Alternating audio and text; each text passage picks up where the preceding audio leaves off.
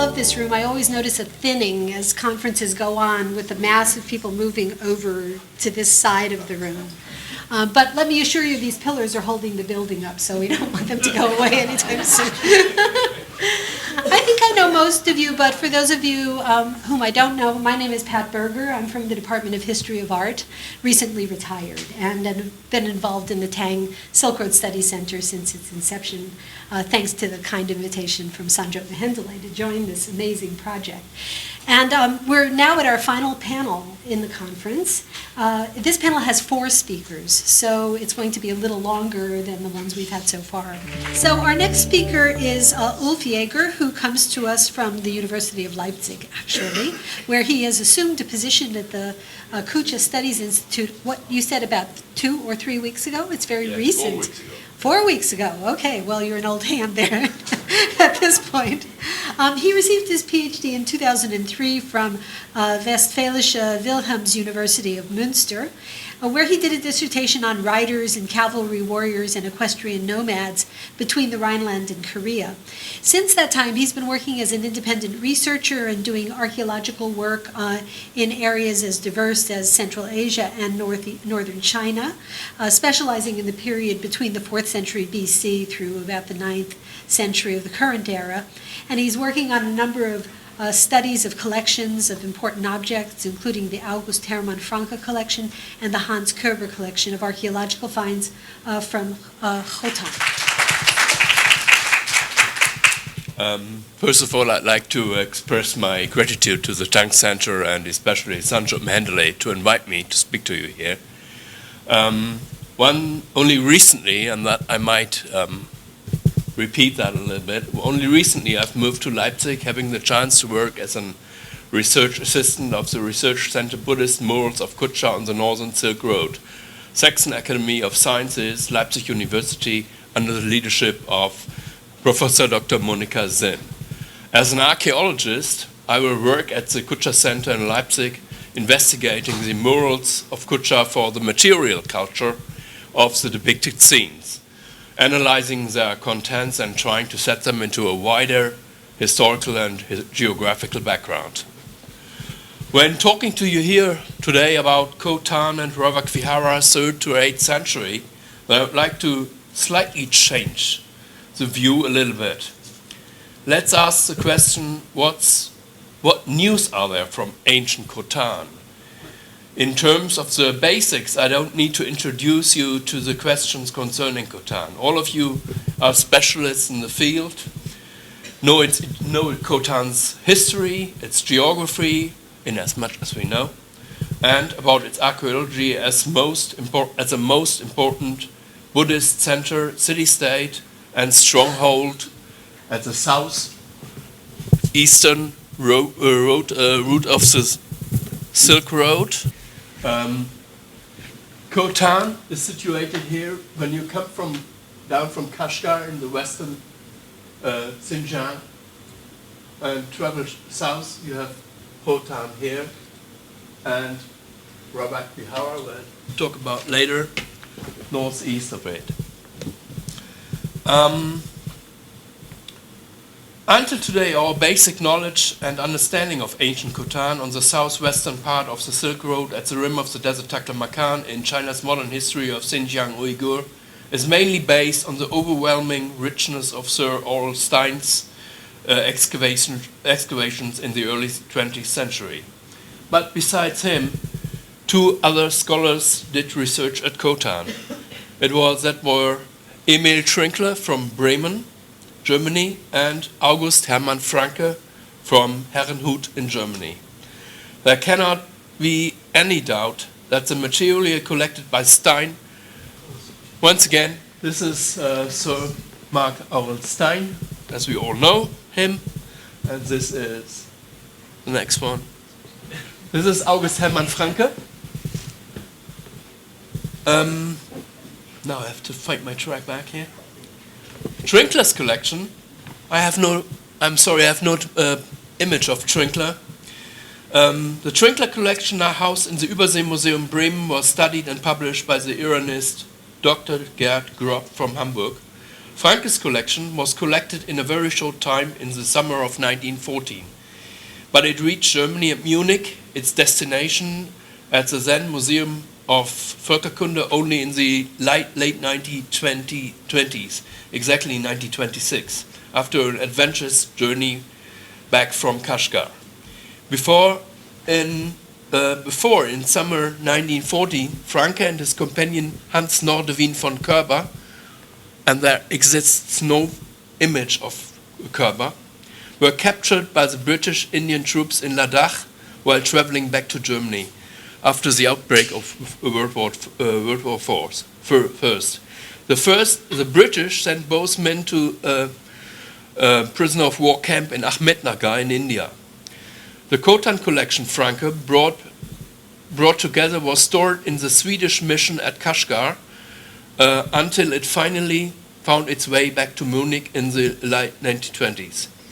Due to the instable political and financial situation in Germany in the 1920s and 30s, no further research or studies were done on the material. The fact that the Khotan collection of Franke and Körber existed was always known in Munich. Now, the museum is called Museum Five Continents. Only in the late 1970s, it was Gerd Grob, while doing research on the Trinkler collection in Bremen, who kind of rediscovered the Franke-Körber collection in Munich. Gerd Grob, since then, was unable to do research on the Franke-Körber collection due to duties and works at the Seminar of Iranian Studies at the University of Hamburg. When I met Dr. Grob, together with my tutor, Professor Dr. Dieter Metzler, on a conference in 2003 at Wittenberg, he immediately offered me to get in touch with the museum in Munich and to do research on the Franke-Körber collection. It was decided then soon to go to Munich, and I should study and possibly publish the Franke-Körber collection from Khotan as a postdoctoral study, as best to end up in a book like the book of Gerd Grob of 1974 of the Trinkler collection in Bremen. Unfortunately, no funding and financement could be found until today. I've studied the Franke-Körber collection from 2003 to 2010 during several visits to Munich. I was able to newly arrange the collection into 44 smaller and larger open boxes, now again in the depot of the Department of Indian and Central Asian Art at the Museum Five Continents in Munich, under the following categories. I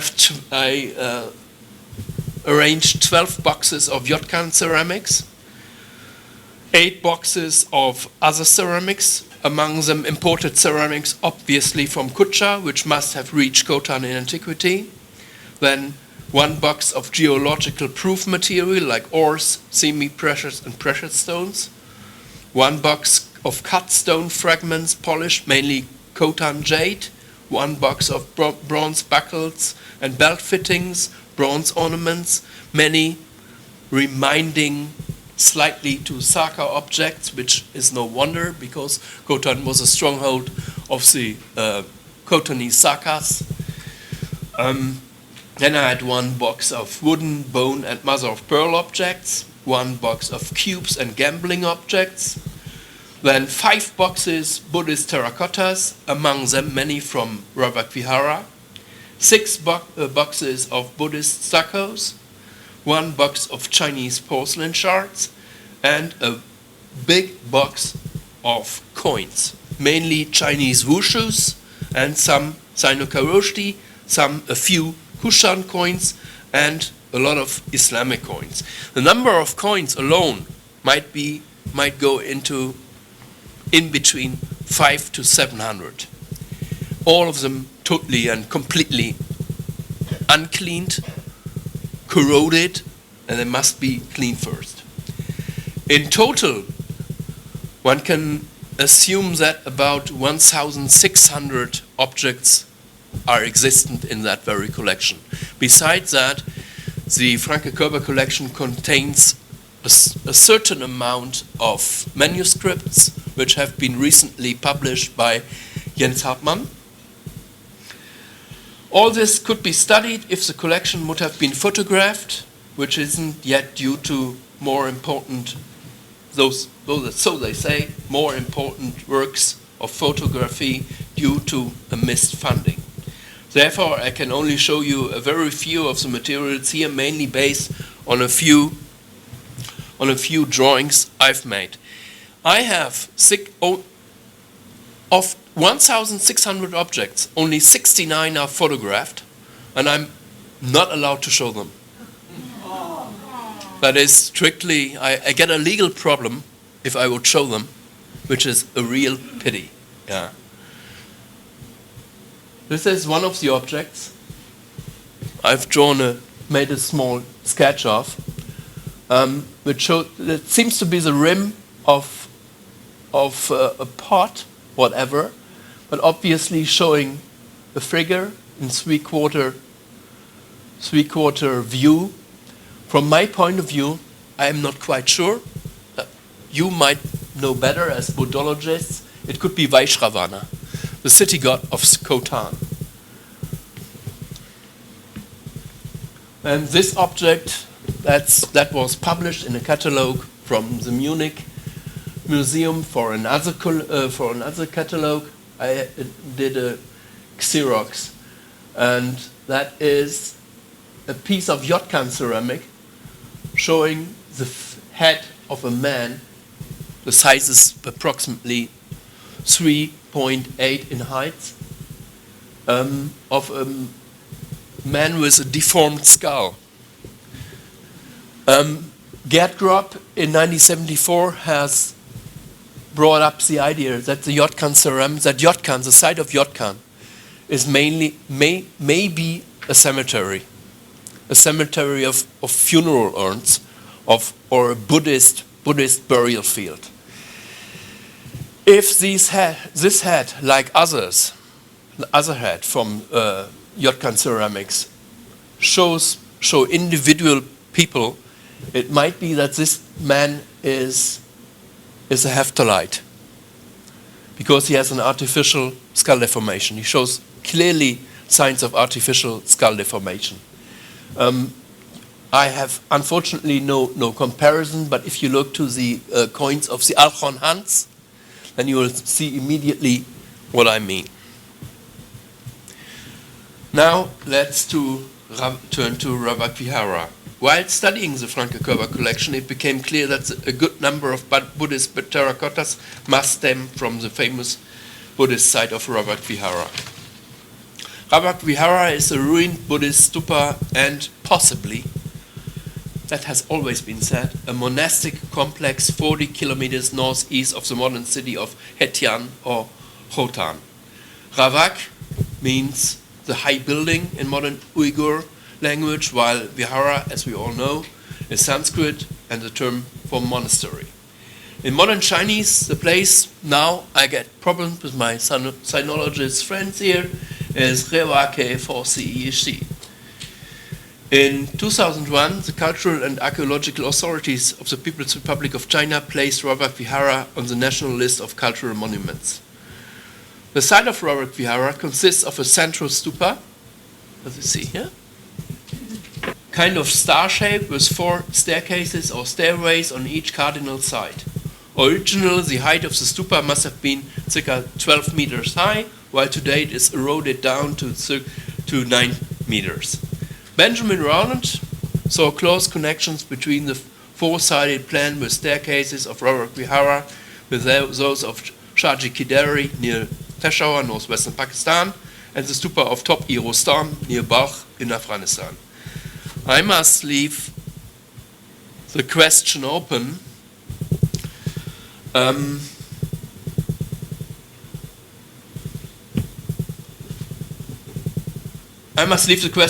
If to specialists in Buddhology and Buddhist art, if, as Lokesh Chandra from New Delhi supposed, the Rawak Vihara is a mandala, or, as suggested by Franz and others, that it is a normal stupa, whatever a normal stupa is. The stupa and its staircases are surrounded by a courtyard that again is surrounded by a large rectangular wall of originally around 50 to 44 meters. The walls are 1 meter thick and must have originally been 4 meters high. These walls were completely covered with sculptures of Buddhas and Bodhisattvas, life-size or a little bit larger. The statues were made of unbaked red clay on a wooden frame of branches of trees fastened to the walls by wooden pins and dowels. After modeling the statues out of unbaked clay, then sun-dried, they were then worked over with a very fine stucco and then painted. Only 2 scholars have yet excavated at Rawak Vihara, that were Sir Mark Stein in 1901 and 1906. He excavated the southwestern part here, while the Stein excavated the south and southeastern corner. Emil Trinkler excavated parts of the southwestern corner of the wall in 1926. Then nothing has been done until today. The rest of the complete monument is covered by sand dunes, which cover more or less all the area. Here, this is the only aerial view of Rawak, published by Ree a couple of years ago, and it shows in what a devastated state this monument is today. It was a couple of years ago, in 1993.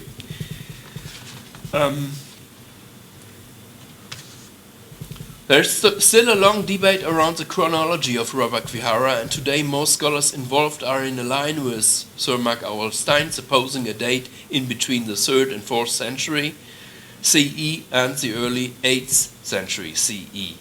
The 3rd to 4th century date results seem to be most probable, but we can't really know. It's out of the artistic and stylistic closeness of the sculptures of Rawak Vihara with the Buddhist art of Gandhara to conclude about a date to the 3rd or 4th century. If we really would like to know about the exact chronology, then we would urgently need more excavations at the site and sample tests of the wooden parts of the statues with C14 radiocarbon, or possibly, and I don't know how far that is developed in Xinjiang, with dendrochronological tests.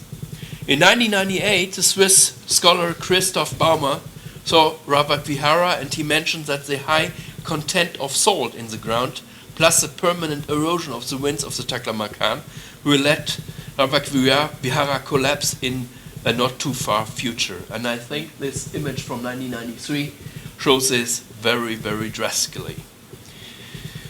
In 2005, during my activities in and for the Franke Körber collection, I got in touch with Professor Dr. Lokesh Chandra in New Delhi, who is not only a scholar in our field, but also member of parliament. Lokesh Chandra tried to get me involved for new archaeological researches at Rawak Vihara, but he finally failed, even with all his diplomatic background. When finally the Soka Gakkai International Foundation in Tokyo, Japan, then headed by Daisaku Ikeda, had to deny funding, we had to give up that idea of a new Rawak Vihara project. And I had selected a good number of specialists in the field to help to excavate that site. It would be necessary first to convince the archaeological authorities in China to allow investigations, get the support of the government of the People's Republic of China, and work to investigate in Rawak Vihara in a new Chinese international cooperational work. But the more I speak to colleagues in the field, the less I'm convinced that we have any chance at all. What more can be said about ancient Khotan these days?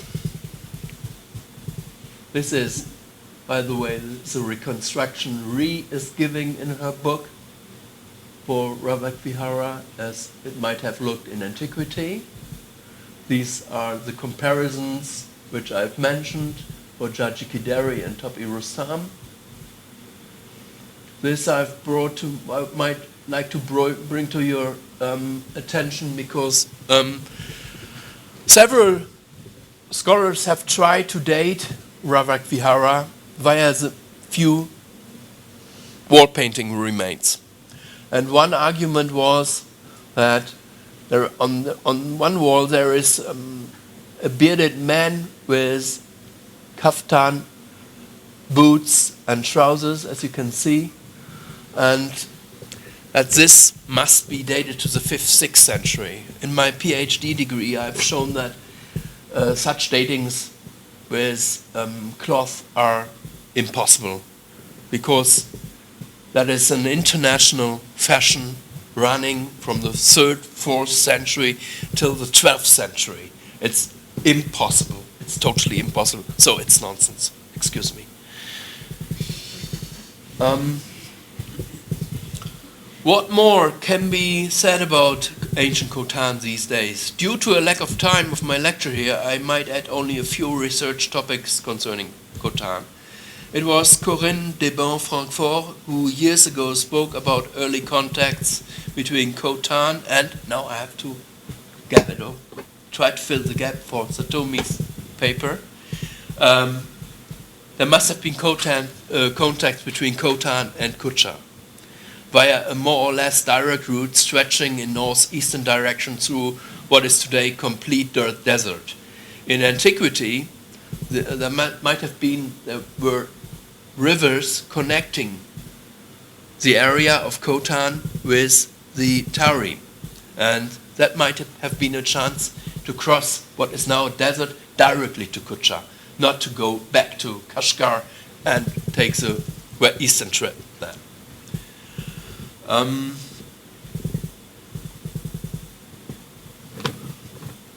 This question is of importance and should be studied more intensively, because meanwhile it gets clear that the Sogdians, as merchants and diplomats along the Silk Roads in between the 4th and 8th century, obviously also lived and were active in the Khotan region. Due to Zhangzan, the Sogdians in China, in the Silk Road 16, 2018, pages 30 to 43, so many, it is obviously that Sogdians who lived in Khotan were also active in Kucha. These contacts between Kucha and Khotan should be investigated in a much more intensive way.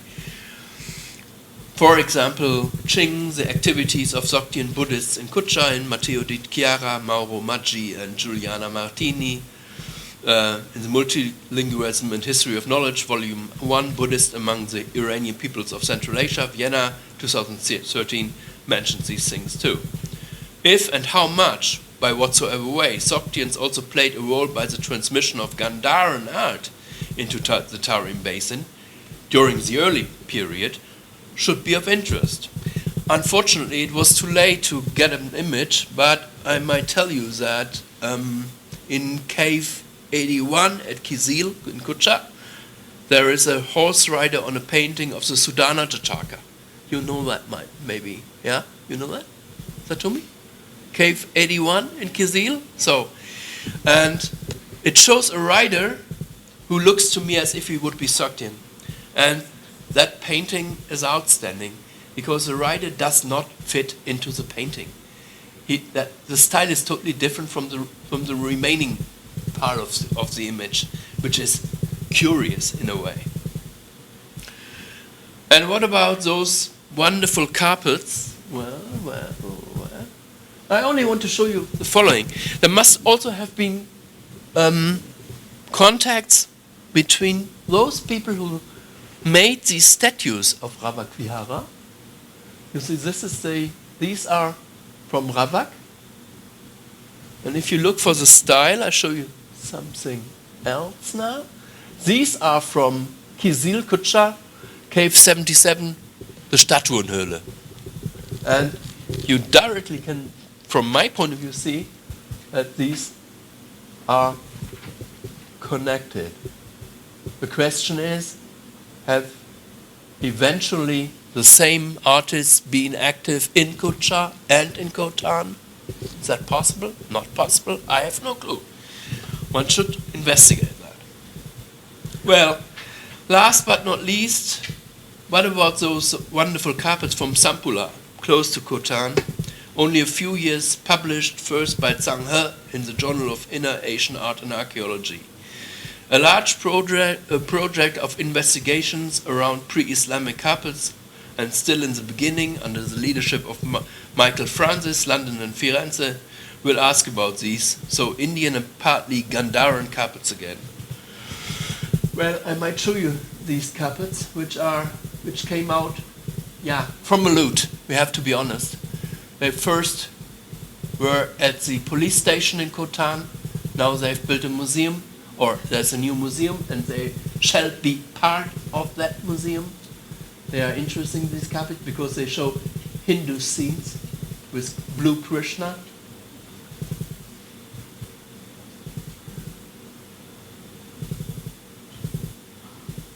There are also inscriptions on this. And these carpets obviously date to the 5th, late 5th, early 6th century. The question is, Indian motifs, Indian carpets, Gandharan carpets in Khotan? Well, one might ask how that is possible. Similar carpets are in a private collection in Bangkok. Meanwhile, some fibers of these carpets have been tested, and what we know, and we didn't know while Sanghe published them, is that the wool stems from eastern Tibet. So they must have been made somewhere to the south of Khotan, which is curious with these motifs. These look very Gandharan, while the others have a style which doesn't fit into any of our models of art. All these and more important topics would be of interest to study and discuss here, but we cannot due to a lack of time, and I do not want to hinder my colleague Satomi Hiyama to let her wait for too long with her important topic about Kucha. Thank you for your kind interest. Our third speaker today is Satomi Hiyama, who comes to us from the University of Kyoto, where she is an assistant professor in the Institute for Research in Humanities. She received her PhD in Berlin from the Free University with a dissertation on Buddhist mural paintings along the Silk Road, and she also worked at the Asian Art Museum in Berlin. She is part of the same Kucha Research Institute that Ulf is right now, and her main topic is the reconstructive study of Buddhist culture in Central Asia on the basis of mural paintings in Kucha. Her title today, which is on the screen for you to read, is Non-Buddhist Religious Icons in the Mural Painting of Early Buddhist Caves in Kucha and Dunhuang. So please help me welcome Satomi Hiyama. Thank you very much for a very kind introduction, and sincerely thanks for Sanjut and all the great people of Tang Center for Silk Road Study for generously involving me in this great event. It's unbelievably great honor for me to present my research in front of such a distinguished audience. So my research focus is the so-called Indo-Iranian style paintings typically found in the Buddhist visual art of the Northern Silk Road in the 5th to the 7th century. The term Indo-Iranian style was first proposed by German Indologist Ernst Waldschmidt in the catalogue of the acquisition of the German expedition in 1933. This term was used to describe the painting styles typically found in the Buddhist rock monasteries in Kucha, which are looking somehow Western. Because of the presence of both elements of Gandharan Buddhist art and also Iranian art, Waldschmidt coined the term Indo-Iranian style to describe the stylistic feature of the regional painting style typical in Kucha. However, the use of the term can be extended to the mural paintings in early Buddhist sites in Dunhuang and Dunhuang around 5th to 7th century too, as they share basically the same stylistic feature with those found in Kucha.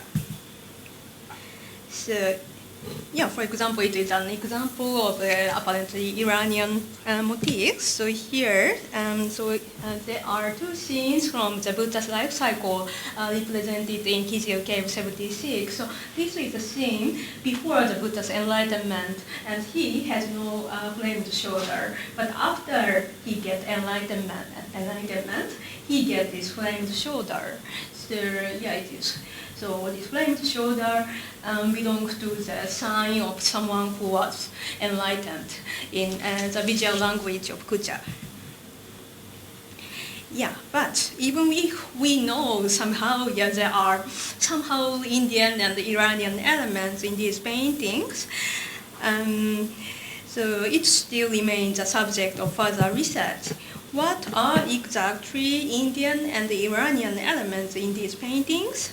And how well were the original concepts of such foreign elements understood by the local Buddhist people? So to approach to this question, my talk will focus on the representation of non-Buddhist religious figures in the Indo-Iranian style mural paintings in early Buddhist cave temples in Kucha and Dunhuang. In Buddhist narrative tradition, a wide range of non-Buddhist Indian ascetics is mentioned, who are mostly converted by the Buddha at the last. In Indo-Iranian style paintings, such conversion stories are very often illustrated. And how are such Indian heretics represented, and were their religious identity properly understood by Buddhist people in these regions? So Buddhist art in Kucha and Dunhuang shows a significant difference in their attitude how to deal with such Indian ascetics. So first, I will introduce the case in Kucha, where the conversion of heretics is one of the most popular topics of the wall paintings decorating the rock monasteries. So in Kucha, we can at least distinguish the representation of Brahmin, Jains, Ajivikas, and among them, the Brahmins are most frequently represented with the richest variation. So the most frequently represented figures are the Orthodox Brahmins, who follow the ashrama or the four life stage according to the Brahmanistic tradition. So namely, the life stage as student, householder, ascetic, in the wood, and renunciate. Young, matured, and elder Brahmins can be differentiated in the visual language of Kuchan paintings. A clear example can be found in the wall paintings of Kucha Cave 207, or the so-called Painter's Cave, where a pair of conversion scenes are depicted on the facing side walls. The scene on the left has been identified by my teacher, Monica Jin, and also myself as a conversion of young Brahmin student Ambassador, or Ambata in Pali, a story compiled in various canonical literature. So this narrates the story of a young and arrogant Brahmin student, Ambassador, who challenged the Buddha to debate. When the Buddha asked a critical question for 3 times, Ambassador kept silent. Then suddenly, Vajrapani appeared in the air and threatened Ambassador to answer to the question. Otherwise, his head would be smashed into 7 pieces, so quite violent. Being horrified, Ambassador was forced to continue the conversation with the Buddha, and his arrogant idea was completely disproved at the end. So this is a drawing by Grünwälder, so here the representation is much clearer to be seen. So in this scene, 3 Brahmins with different appearance are represented. Namely, so Ambassador standing in front of the Buddha, and his teacher Pushkara Sarin, and sorry, I lost me. Yes, and the Brahmin who is said to have traveled from Uttokata district according to some text. So apparently, Ambassador is the youngest one among all, while the third one with a gray matted hair is more aged. and the teacher is aged in between them. And these three types of Brahmins are represented in many scenes repeatedly. In fact, we can find the iconographical prototype for all of them in Gandhara sculpture. So these icons of the Orthodox Brahmins are most likely inherited from Gandharan iconographical tradition, so it's not problematic. But on contrast to these standard Brahmin representations, there are two additional types of Brahmins represented in Kuchan paintings who do not follow the traditional ashrama but their own lifestyle. So first one is a wandering ascetics called Parivrajaka. So these Brahmin are neither settled in a house nor in the forest, but are continuously traveling. The most well-known person of this type of Brahmin is Subhadra, the last disciple of the Buddha, who was converted as a Buddhist very shortly before the Buddha's parinirvana. So this Subhadra is very often represented as a part of the Mahaparinirvana scene in Gandhara. And here Subhadra is typically represented as a male person covering his head by the foot. But in Kizil, another unique representation of the Parivrajaka Brahmin can be found here in the mural paintings kept in the Hiyama Ikuo Silk Road Museum in Kamakura. So this fragment is reconstructed as once being a part of the Buddha's preaching scene illustrated on the ceiling of Kizil Cave 163. In this scene, a young man is confronting the Buddha, who is holding a certain object in hand.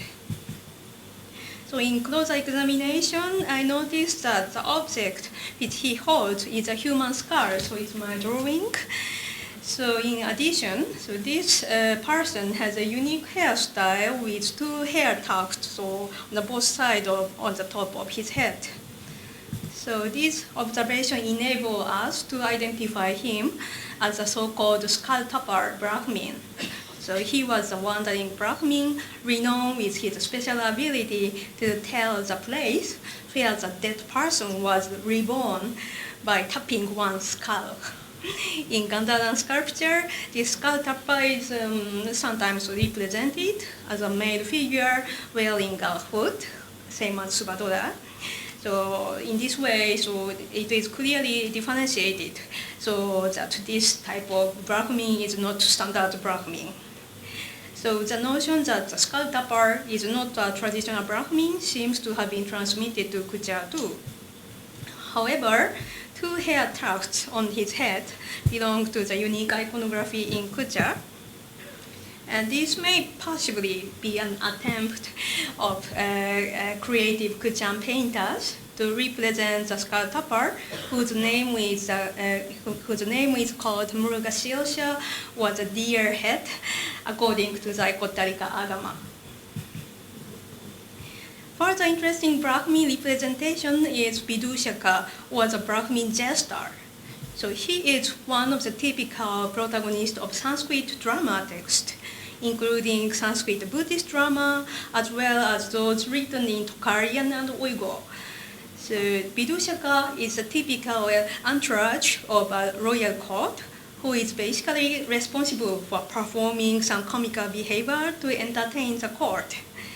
At the same time, he can be the most intimate friend of a king or prince who are the hero of the drama. And in the mural paintings of Kucha, Vidushaka can be identified by his unique hairstyle of shaven head, but with few hair tufts, with a smaller body size than the others, and also sometimes having makeup on his face. So these visual traits are exactly as prescribed in the Natya Shastra. So for example, in this very serious scene of King Udayana and Queen Chandraprabha making decision to leave the palace and being ordained as monastics, Vidushaka is represented in front of the king's throne and showing such comical gesture like what happened. So it's a very typical representation of him. So, and the icon of Vidushaka is widely found in the Buddhist art of South, Central, and North India, as well as in Gandhara, but interestingly only as a stucco as far as I know, and possibly Tufan as well. On the other hand, the representation of Vidushaka is not found in Buddhist art in Dunhuang and eastward. So most likely, the notion of Vidushaka was not transmitted to the East beyond Trufan. One important fact to consider is that Vidushaka is not like other Brahmins who are the protagonists of the Buddhist story compiled in the canonical literature. Instead, so he is a typical protagonist of the Buddhist drama text. And in both Sanskrit and Tocharian Buddhist manuscripts, drama manuscript, excavated from Kuh-e caves, Vidushaka plays an important role. In addition, so there are in fact some details in Kucha mural paintings that can be understood as a representation of the props, which were actually used by actors playing the Vidushaka, possibly. So today I cannot have time to show this detail, but I wrote about it in my article. So the notion of the Vidushaka and his appearance could have been transmitted from India to Kucha through Gandhara by the intermediation of the actual drama performance, so not necessarily by the iconography in artworks. Another Indian ascetic who is sometimes represented in the conversion scene are the Jains. A clear example is found in the opposite position of the scene of the young, arrogant Brahmin ambassador. So the representation is here, much clearer to be seen in, drawing of Grünweder. So here the represented story is almost the same to the one of ambassador, but here is an arrogant, so Nirglanta called Satyaki, or better known as Satyaka in Pali, who visited the Buddha to debate to be completely defeated, as always. So the male figure seated in front of the Buddha can be understood as a Nirglanta Satyaki. So here, so we have a representation of the Vajrapani holding the flaming Vajra, so and raising up, so as if he is threatening the Nirglanta. Yes, and so and his appearance is clearly distinguished from two traditional Brahmins depicted behind him. So he has a shaven head with a round belly, with a oddly twisted and tied cloth in front of his chest. So his appearance can be understood as an attempt of creative Kuchan artist to visualize the notion of the ekasadaka, or of one garment, which is a term to describe the appearance of Nirglanta monks. In fact, both in Jain art in Mithra and in Buddhist art in Gandhara, the Nirglantas are depicted as a naked ascetics holding a small piece of cloth only to hide his front. So since this representation is closely related to the account in Jaina text, this can be more or less appearance of Nirglanta monks in historical reality. In this regard, the Nirglanta representations in Kucha are fanciful. So this seems to indicate the situation that the Kuchan painter neither had an idea about the real appearance of Nirglanta monks or knew the Nirglanta icons in other areas. So they created a new icon which is distinguishable from traditional Brahmin on the basis of literary accounts. The same situation can be observed in the representation of Ajivikas, the naked ascetics with extreme practice.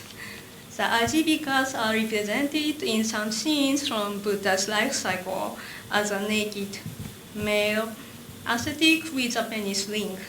So the curious thing is the blue grayish color on his skin. So this looks as if it illustrates an Indian ascetic who pastes the ashes over his body. There is no record that the real Ajivika monks practiced such custom. So this pasting of ash belonged to another sect of Indian ascetics. So this is again rather imaginative icon, which does not necessarily reflect the historical reality. But here one question arises. So even if they are sometimes kind of strange, not properly reflecting the historical reality, why was there such a wide variety of Indian religious figures represented in Kucha, which is located 2,000 kilometers away from the Indian subcontinent? So one possibility is the very Indian nature of Buddhism in Kucha under the initiative of the Sarvastivada school. So on the basis of the presence of early Sanskrit manuscripts dated to Kushan period found at Kuh-e caves, it is believed that it was Sarvastivada school which established Buddhism in Kucha as a result of the fourth Sarvastivada council held in the northwest India under the Kushan dynasty. So the Buddhist monks in Kucha were trained in Sanskrit, and even though many Buddhist texts were translated from Sanskrit into local Tocharian language, the Buddhist culture in Kucha basically belonged to the Sanskrit Buddhism. So, due to the language they used, Kuchan Buddhists had direct access to the Indian worldview. In this regard, an especially interesting scene is found again in Kuh-e Cave 207, so which was a topic of my dissertation. So the scenes arranged at the very central position of both side walls of the main chamber illustrate Buddhist cosmology about the end and beginning of the world. The scene on the left side wall represents the Buddha pointing someone behind Sumeru. So when I recognize that this figure hiding behind the Sumeru is a god Brahma, based on his iconography, I could identify this scene as a very unique illustration of the so-called Aganya Sutta. In this text, which is incorporated in several Buddhist canonical literature, the Buddha severely criticized the Brahmanistic theory to consider the god Brahma as the creator of the world. Instead, the Buddha explains that the Sumeru world is repeatedly destructed and again recreated in a cosmological time span, completely independent from the will of the god Brahma. So the Kuchan painters are so creative that they visually translated this text in a manner that the Buddha points at the god Brahma, who is represented in much smaller scale than the Buddha, and is almost hiding behind the Sumeru, as if the Brahma feels embarrassed and has no courage to directly face to the Buddha. So this is a very radical way of showing the hierarchy of Buddhism against Brahmanism. So such a kind of hostile attitude toward Brahmanism is somehow enigmatic, because Brahmanism was apparently not present in Kucha. So there was practically no reason or no use for such religious propaganda against Brahmanism in Kucha. So maybe is it possible that such a representation reflects the collective memory of Sarvastivada community, which was originated from the region where the Brahmanism was very influential? So if further research is needed for giving any comments. So, and now let's shift our focus to Dunhuang. So in the Buddhist mural paintings from the Northern Dynasty period that were more or less contemporary to the Indo-Iranian style paintings in Kucha, so multiple representation of non-Buddhist Indian aesthetics can be found. In Dunhuang, there is no such rich variety in the representation like Kucha. So the knowledge, or rather the interest about the variety of Indian aesthetics seems to have been lost. In fact, most of the representation of non-Buddhist Indian aesthetics focus on the pair of Brahmins. One is holding a skull, and another is holding a dove. So this pair of Brahmins appears at least 29 times in various Buddhist sites in the wide area of China under the Northern Dynasty period, indicating that this pair was surely a firmly established iconography. So, once it was believed that they are intended as the skull-topper Brahmin Murugashilsha and Brahmin Vasishta, who has a superior knowledge. However, the latest researches suggest that they are rather to be identified as the skull-topper Brahmin Murugashilsha and Nilgranta Nataputra. So this Nilgranta Nataputra called a dwarf and then asked the Buddha if the dwarf is still alive or not. So that's why he holds a dwarf. So this new interpretation makes sense, and then it tells us that the Brahmins and the Nilgrantas, who are clearly distinguished in visual language in Kucha, were no more distinguishable on the visual level in Northern Dynasty art.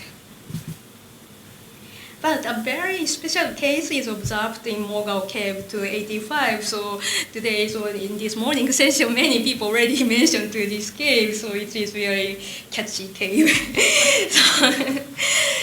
So in this cave, the conception of a special group of Brahmin was transmitted in an astonishing manner. So this cave is unique in all sense, from its structure to the layout of paintings. In fact, all of the walls are decorated with a mural painting with different styles, layout, and contents. Among them, only the western wall, so this is the one, the entrance is this side, so when you enter into the cave, you immediately confront this western wall. So this is only wall which is decorated with Indo-Iranian style paintings, and all other walls are rather painted in the style which are more related to Chinese paintings. This cave is very well known owing to the presence of the donative inscription on the northern wall, which is the earliest datable inscription in this area, as Osmond also mentioned. So, namely, there are 7 inscriptions on the northern wall with 7 family groups of multi-ethnic donors, including Han Chinese, Sogdians, and the Ephthalites. So 2 among these inscriptions related to the Ephthalites refer to the date of 538 and 39. And now let's have a look on the western wall, in which Buddhist figures, Indian deities, and certain astral deities are combined. So there is much research done to identify the Indian deities encircling the central Buddha statue. And some of these deities are apparently non-Buddhist Hindu deities, such as Vishnu, Shiva, Ganesha. But my focus is this. So the figure of 7 Brahmins who appears in the space flanked between Surya and Chandra at the uppermost section of the composition. Let's have a closer look. On the left, 6 bodhisattva-like seated figures are represented next to the sun god Surya, while the 7 Brahmin are on the right next to the moon god Chandra. These figures are all encircled within the white mandala. And between the fourth and 5th Brahmin, there is a lady inserted. So the lady is in Chinese garment, and she does not have a mandala, but she has her own nimbus. So far, most influential identification of these figures is to regard these 7 Brahmins as a personification of the Big Dipper, while the 6 Bodhisattvas as a Milk Dipper. The representation of these star constellations as a pair has been explained by the reference to the Taoist mythology to regard them as a pair of astral deities responsible for the life and death of humankind. So, there are many problems for these interpretations. First, no comparative representation of these astral deities are known so far in both Buddhist and Taoist art. In addition, the relationship between these astral deities and Indian deities below remains unclear. And in 2 upcoming papers of mine, which should be published this year, I propose that these 7 Brahmins are rather the visualization of the Big Dipper according to the Indian astral cult.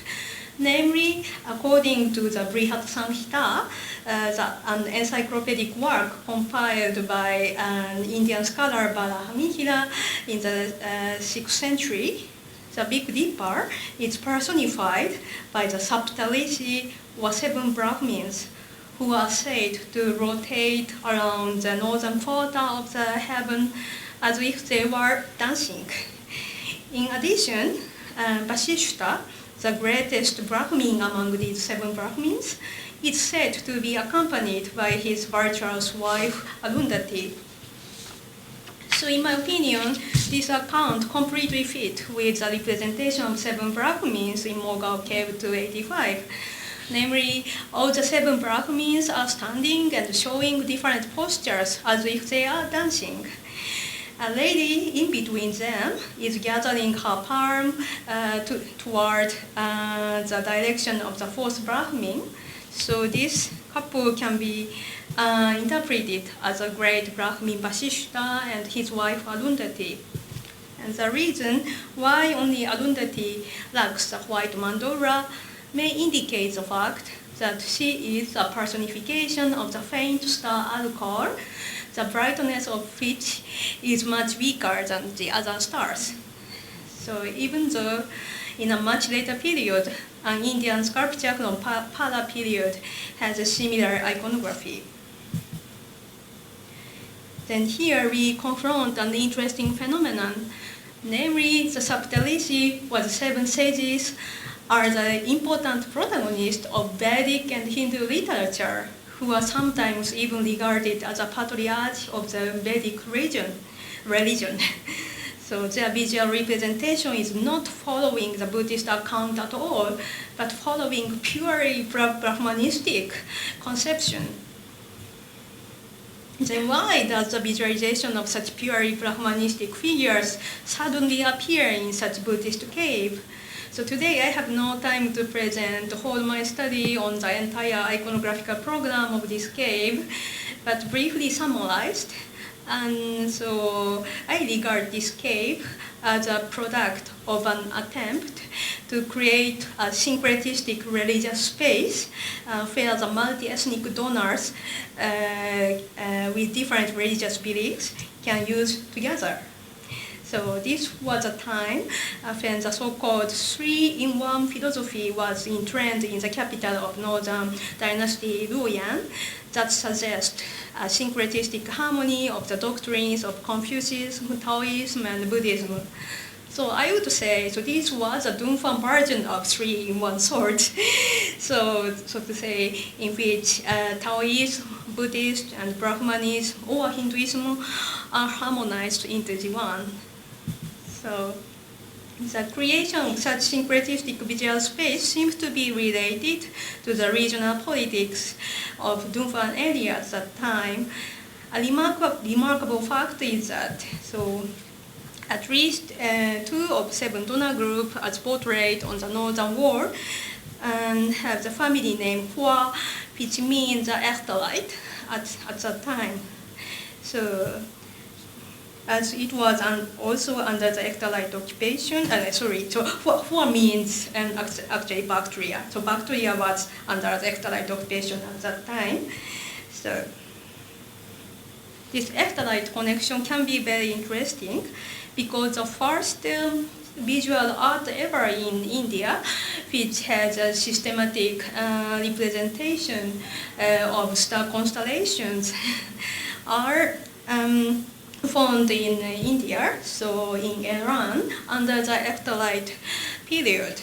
So it was this teleomorphic Balaha statue in Iran with the inscription mentioning the first year of the Ectolite ruler Toramana around 500.